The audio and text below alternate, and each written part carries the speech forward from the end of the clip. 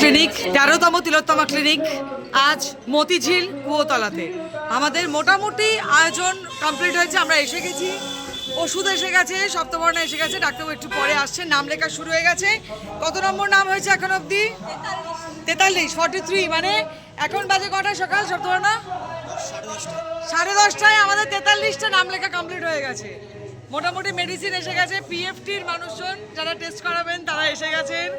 মানে এই মুখগুলো তিলোত্তমা ক্লিনিকের সঙ্গে ওতপ্রোতভাবে জুড়ে যাচ্ছে এবং আমাদের চলা লম্বা একটা রাস্তা, তাই না? একদম। মেডিসিন একটু দেখিয়ে দিই। মোটামুটি সপ্তবর্ণ আজকে মেডিসিনের স্টক কীরকম আছে? যেমন থাকে তো মোটামুটি আমরা যদি চাই তাহলে আমরা 130 জনের সেবা দিতে পারবো আজকে আরামসে। তাহলে এই যে মেডিসিনের স্টক দেখছেন আমাদের সমস্ত কিছু, এই যে এই চেয়ারে যিনি বসবেন ডাক্তারবাবু ডক্টর রাজীব সামাল, তার জন্য হচ্ছে তিলোত্তমা। দেখে নিই তিলোত্তমা কোথায় রয়েছে, এখন সাজাবে গোছাবে ব্যস্ত। আচ্ছা, এই মতিঝিল কুয়োতলায় যে তিলোত্তমাটা হচ্ছে, আচ্ছা তোমার নাম বলো প্রথমে। আচ্ছা, তো এখানকার মানুষ নিশ্চয়ই খুশি? অবশ্যই খুশি। এরকম ধরনের একটা উদ্যোগ নিয়েছে গ্রামবাসী সকলেই খুশি।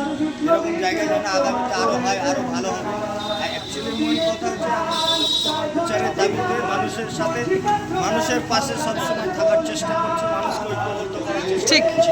এই ক্যাম্পের মধ্যে দিয়ে আমাদের বিচারের দাবিটা প্রচারটা চারিদিকে ছড়িয়ে দিতে চাইছি। আপনারা আসুন আমাদের এই প্রতিবাদে সামিল হওয়ার জন্য। আমাদের ক্যাম্পের পক্ষ থেকে সমস্ত সাধারণ মানুষকে, প্রতিবাদী মানুষকে আহ্বান করা হচ্ছে। একদম একদম, পাশে সবসময় আমাদের এক হয়ে থাকতে হবে, তাহলেই সব ভালো কাজ সম্ভব। আর এভাবেও প্রতিবাদ সম্ভব মানুষের কাছে সেবা দিয়ে। ঠিক ঠিক। এই যে আচ্ছা দেখে নি এবার তিলোত্তমা আজ কোথায়? এই যে তিলোত্তমা ক্লিনিক যে হচ্ছে, তিলোত্তমা কিন্তু আজ একদম 4 রাস্তার মোড়ে তিলোত্তমা। তিলোত্তমা আজকে এখানে রয়েছে 4 রাস্তার মোড়ে। এখনো অবধি সম্ভব, আমরা এখনো অবধি চিৎকার করে যাচ্ছি আমাদের বিচার চাই। আমরা বিচারের পর থেকে সরব না। সবাই নাম লিখিয়ে ডাক্তারবাবু আসলে তাদেরকে অ্যানাউন্সমেন্ট করে ডাকা হবে।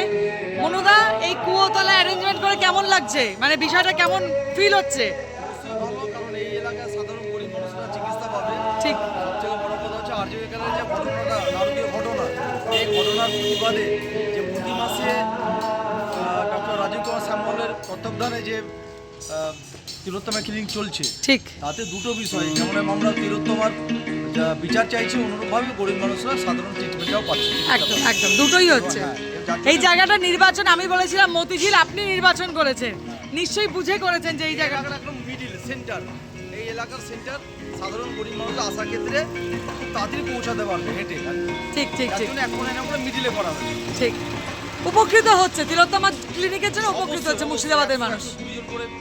রুগী আসছে, তারা করছে, অলরেডি সকাল থেকেই বসে আছে সাধারণ গরিব মানুষ যারা। সত্যি আমি এসে দেখছি আজ বসে আছে সবাই। তারা বসে সকাল 7টায় এসেছি, সবাই 10:30 বাজে, এখন 10:35-40 বাজে। এর মধ্যে আমাদের 43 না 45 নাম ক্রস করে গেছে। আমরা জানি না 12টা অবধি কত হবে, ক্রস করে যেতে পারে। প্রচারটাও সেইভাবে করা হয়। খুব ভালো হয়েছে কাকুদের প্রচার। থ্যাংক ইউ মনুদা, পাশে থাকবেন। তো চলছে মোটামুটি। এখানে কি হলো? ডাক্তার দিদির সঙ্গে যে নির্যাতনটা হয়েছে সেটার কথা ভীষণ মনে পড়ছে এবং সেই সঙ্গে সঙ্গে চাইছি যে ভারতবর্ষের কোনো প্রান্তে কোনো সময় জানে, শুধু এই ডাক্তার দিদি বলে না, কারোর জানে এই ধর্ষণ না হয়। এবং তার ডাক্তার দিদি তো একটা সামনে একটা নাম, বাট প্রত্যেকের জন্য শাস্তিটা চাইছি, শুধু ডাক্তার দিদি না, প্রত্যেকটা প্রান্তে প্রতিটা নিয়ে তো যে খবরগুলো শুনছি তার জন্য একটা প্রতিবাদ, শুধু এর না যে আমরা ডাক্তার বলেই যে ডাক্তারদের একটা প্রতিবাদ করছি, সেটা না, সবার জন্য করছি। এবং সেই সঙ্গে সঙ্গে একটা মানুষের উপকার হচ্ছে কি, যে আশেপাশে মানুষগুলো অনেকটা দুস্থ পরিবার যেগুলো আছে তারা। তুমি তো এই এলাকারই থাকো, দিঘিপাড়া এলাকায় থাকো, তুমি প্রচার করেছো তো?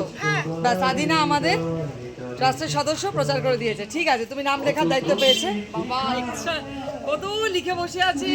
Good good, very good. এদিকে সাজানো হচ্ছে মোটামুটি। আবার আমরা কিছুক্ষণ পরে ফিরে আসছি। হোক শুরু হোক তিলোত্তমা ক্লিনিক।